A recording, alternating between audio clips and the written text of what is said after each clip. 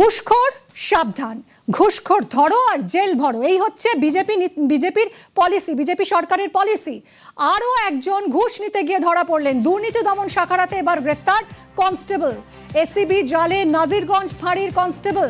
50,000 টাকা ঘুষ নেওয়ার অভিযোগ তার বিরুদ্ধে।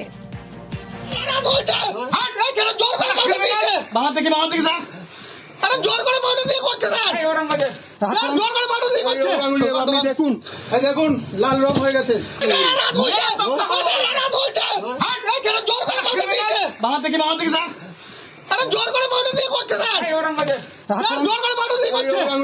দেখুন দেখুন লাল রং হয়ে গেছে। দেখুন দেখুন লাল রং হয়ে গেছে।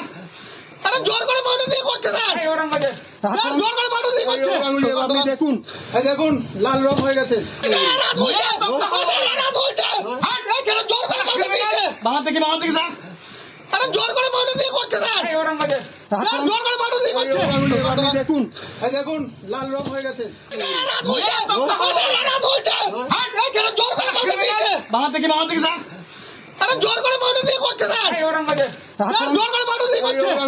দেখুন দেখুন লাল রং হয়ে গেছে। আর এভাবেই রাজ্য দুর্নীতি দমন শাখার জালে নাজিরগঞ্জ ফাঁড়ির কনস্টেবল ঘুষ নিতে গিয়ে একেবারে হাতে নাতে ধরা পড়লেন তিনি।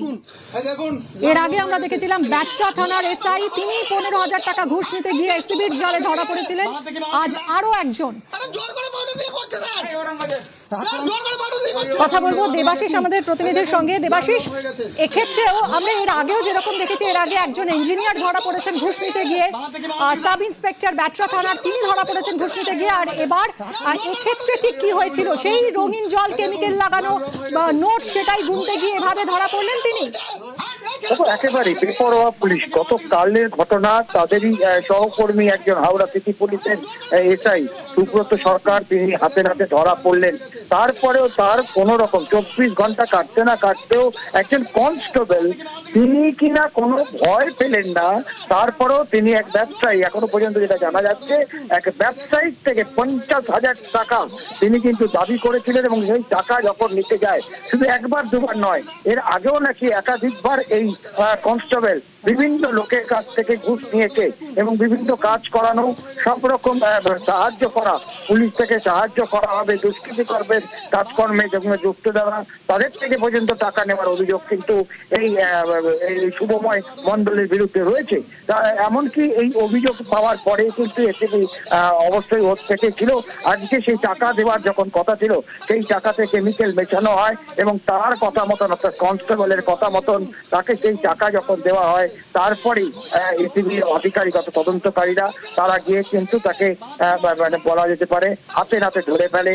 এবং তারপরে সে বারবার করে তাকে যখন বলা হয়, তাকে হাত ধুতে বলা হয়, সে কিন্তু কার্যত অস্বীকার করে। তাকে কার্যত জোর করেই বলা যায় জল দিয়ে হাত ধোয়ানো, এবং তারপরে প্রমাণিত হয় যে সে ঘুষ নিয়েছে এবং সেই ঘুষের টাকার যে নাম্বারিং করা ছিল, সেই নাম্বারও কিন্তু এসিবি তদন্তকারীর কাছে ছিল।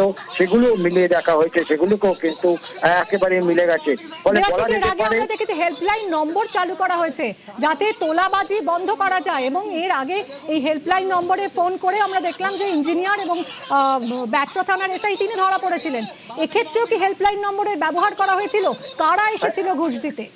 দেখো, একেবারে এই হেল্পলাইনের ওপরে কিন্তু মানুষ এখন নির্ভরশীল এবং যথেষ্ট ভরসা পাচ্ছে। তার কারণ একাধিকবার এই ধরনের ঘটনা ঘটে। প্রত্যেকটি থানাতেও কিন্তু অভিযোগ ওঠে যে পুলিশ টাকা নিয়ে সমস্যা মিটিয়ে দিচ্ছে বা পুলিশ টাকা নিয়ে কোনো ঘটনা চাপা দিয়ে দিচ্ছে। বলে এই এতদিন ধরে কিন্তু মানুষ সেই এসিবি বা কারোর কাছে পৌঁছানোর ক্ষমতা তাদের ছিল না। এই যে নাম্বার, টোল ফ্রি নাম্বার বা সাহায্যকারী নাম্বার, সেই নাম্বার কিন্তু একের পর এক পর্দাফাশ করছে। কনস্টেবল থেকে এসআই, ইঞ্জিনিয়ার, এমনকি আমরা দেখেছি উলবেড়িয়াতে রক্ত বিক্রি করতে গিয়ে এসিবির হাতে ধরা পড়েছে। ফলে এই যে তৎপরতা, সরকারের তৎপরতা, তাতে কিন্তু এই যে ঘুষ নেওয়া বা মানুষের থেকে টাকা জোর করে নেওয়া, তার কিন্তু মুক্তি পেতে চলছে সাধারণ মানুষ। তবে এখনো পর্যন্ত পুলিশ রয়েছে যারা যারা এই কাজ করছেন, তারা কিন্তু এখনো বেপরোয়া। তার কারণ সুব্রত সরকারের ঘটনা 24 ঘন্টা কাটতে না কাটতে ফের আরো এক কনস্টেবল সাহস দেখালো এই ঘুষের টাকা নেওয়া এবং একই রকম ভাবে সে ধরা পড়লো। ফলে এসিবি অর্থাৎ অ্যান্টি করাপশন ব্যুরো এবং রাজ্য প্রশাসন যে এই ঘুষখোরদের বিরুদ্ধে কঠোর মনোভাব নিচ্ছে তা কিন্তু পরিষ্কার, সাবধান করছেন প্রশাসনের যারা রয়েছেন তাদেরকে। একদমই দেবাশিস, ঘুষ নিতে গিয়ে ধরা পড়ায় নতুন সরকারের আমলে আমরা দেখেছি গ্রেফতার হয়েছে, চাকরি থেকে বহিষ্কৃত হতে হয়েছে, আবারও এক পুলিশ কর্মী এবার গ্রেফতার হলো। এবার দুর্নীতি দমন শাখার হাতে গ্রেফতার কনস্টেবল নাজিরগঞ্জ ফাঁড়ির কনস্টেবল ঘুষ নিতে গিয়ে একেবারে হাতে নাতে ধরা পড়লো। ঘুষখোরদের হাতে নাতে ধরছে শুভেন্দু অধিকারীর সরকার।